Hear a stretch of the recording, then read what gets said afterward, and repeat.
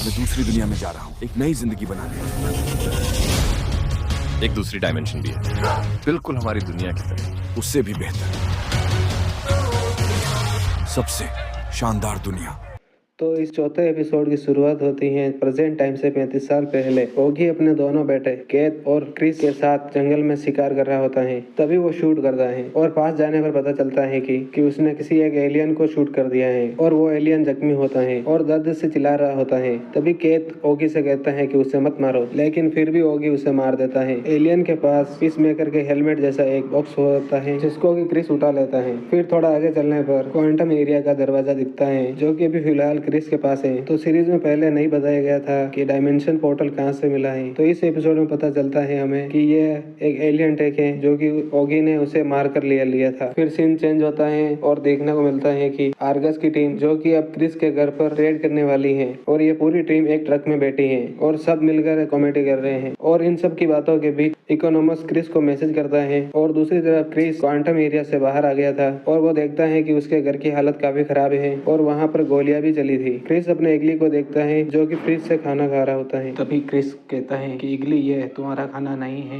ये इंसानों का खाना है, तुम्हारा बर्ड वाला खाना फ्रिज में नहीं है। इसी बीच इकोनॉमस का किया हुआ मैसेज क्रिस देखता है जिसमें लिखा हुआ था कि क्रिस अपने घर से भाग जाओ, आर्गस एजेंट आ रहे हैं और इगली को मारने का प्लान है। और ये मैसेज इकोनॉमस ने चुपके से लिखा था और मैसेज पढ़ते ही क्रिस एलियन टेक और इगली को लेकर वहाँ से निकल जाता है। वहीं बाहर सासा क्रिस के लिए फील्डिंग सेट कर रही थी, लेकिन समय रहते क्रिस इगली और एलियन टेक को लेकर अपने घर के पीछे जंगल में भाग जाता है। सेंट वाइल्ड को इगली की ड्रॉपिंग बड़ी दिखती है जिसे उठाकर वो टेस्ट करता है और बताता है कि इगली ने पिछले दिनों क्या क्या खाया है, सब इंसानों वाला खाना। यह सीन बड़ा ही फनी था और डिस्गस्टिंग भी, इसलिए हमें दिखाया गया था कि इगली फ्रिज से इंसानों वाला खाना खा रहा था। जंगल में क्रिस की जूडो मास्टर से अच्छी खासी फाइट होती है और आखिर में वो जूडो मास्टर को हरा देता है। सेंट वाइल्ड को इगली दूर उड़ता हुआ दिखता है जिसे वो शूट करने वाला होता है। तभी इकोनॉमस उसे धक्का देकर गिरा देता है जिससे थोड़ी देर के लिए वो बेहोश हो जाता है क्योंकि इकोनॉमस के धक्का देने पर उसके सिर पर चोट आई थी। कुछ देर बाद जब सेंट वाइल्ड को होश आता है तो इकोनॉमस कहानी बना देता है कि उसको धक्का दूसरे ईगल ने मारा था। तब सेंट वाइल्ड इस कंक्लूजन पर आता है कि इगली एक प्राइम ईगल है जो कि सभी ईगल पर राज करता है और अब ईगल को मारना उसके लिए गर्व की बात होगी। दूसरी तरफ एडाबायो का सिक्योरिटी कंपनी का एड प्रो सोल्जर मैगजीन में आ गया है तो वो बहुत खुश है। तो ये बात वो अपनी वाइफ को बताने के लिए मैसेज करती है। तभी क्रिस अपनी लोकेशन भेजकर एडाबायो को बुलाता है और एडाबायो क्रिस और इगली को बचाकर वहाँ से ले जाती है। तभी क्रिस बोलता है कि उसे सेटलर हिल्स ले चलो क्योंकि क्रिस को डायमेंशनल पोर्टल वहाँ पर ट्रांसफर करना होगा, नहीं तो ये आर्गस वाले क्वांटम एरिया में चले जाएंगे। और क्रिस विजिलेंटी को फोन करके कहता है कि कुछ दरवाजे लेकर आना। सासा को घर में दरवाजा मिलता है जिस पर की एक पासवर्ड बना हुआ था। तो सासा इकोनॉमस को उस दरवाजे को हैक करने के लिए बोलती है। तो इकोनॉमस दरवाजा खोलने के लिए इक्विपमेंट्स लेने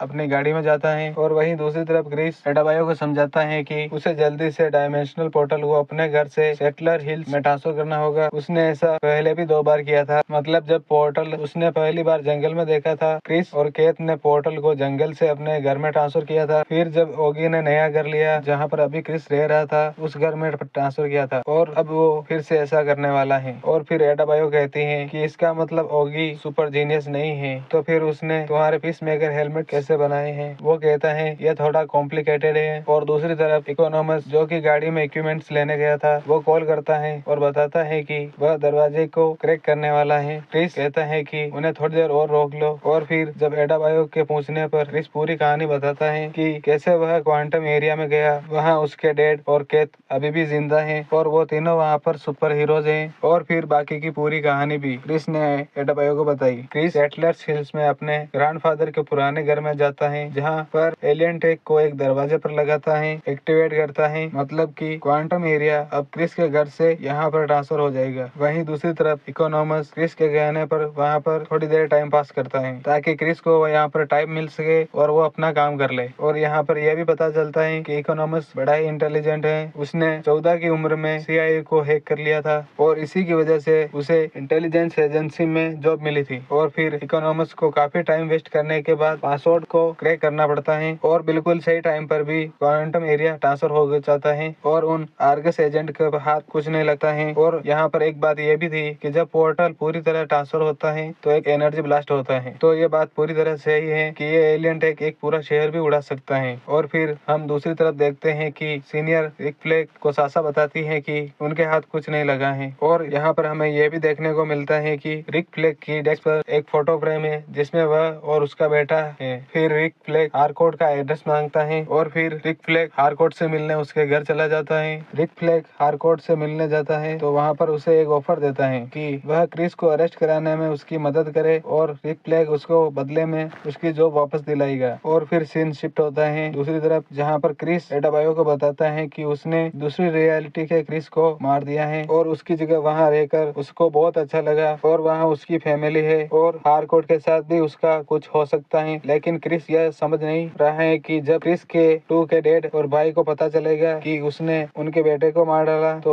क्रिस का क्या होगा। और एडाबायो इसे यह बताती है कि वो जहाँ पर है वहीं पर ठीक है, उसे इसी डायमेंशन में रहना चाहिए। लेकिन क्रिस को तो उसी डायमेंशन में अच्छा लग रहा है और वो वहीं पर जाना चाहता है। और फिर विजिलेंटी दरवाजा लेकर क्रिस के पास आ जाता है और क्रिस हारकोर्ट को एक मैसेज करता है और अर्जेंटली एक पार्क में मिलने को बुलाता है। और आखिर में क्रिस हारकोर्ट से मिलने निकलता है क्योंकि उसे हारकोर्ट से कुछ सवाल पूछने हैं। और क्रिस का सवाल यही है कि वो पूछना चाहता है हारकोर्ट से कि वो उससे प्यार करती है या नहीं। और वहीं दूसरी तरफ हारकोर्ट ये सोचती है कि रिक फ्लैग की हेल्प की जाए या नहीं। और आखिर में वो बता देती है कि वो क्रिस से मिलने पार्क में जा रही है। और फिर अगले सीन में हारकोर्ट दिखाई जाती है पार्क में एक बेंच पर बैठी हुई, जहाँ पर चारों तरफ आर्गस एजेंट हैं और रिक फ्लैग भी वहाँ पर क्रिस का इंतजार कर रहा है। और ये एपिसोड यहीं पर खत्म हो जाता है। ये एपिसोड तो यहीं पर खत्म हो गया। तो इस एपिसोड के बारे में थोड़ा चलो बात कर लेते हैं। जैसे कि इसके पिछले सीजन और पिछले कुछ एपिसोड में यह बताया जा रहा था कि ओगी एक सुपर जीनियस है, लेकिन इस एपिसोड में हमें ये देखने को पता चला कि ओगी का कुछ नहीं है, ये सब कुछ इस एलियन टेक और डायमेंशन पोर्टल का दिया हुआ है। और क्रिस के अब तक के पीस मेकर सूट और हेलमेट भी शायद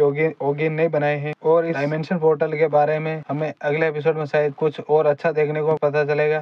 तो इस वीडियो में बस इतना ही। Okay, bye bye.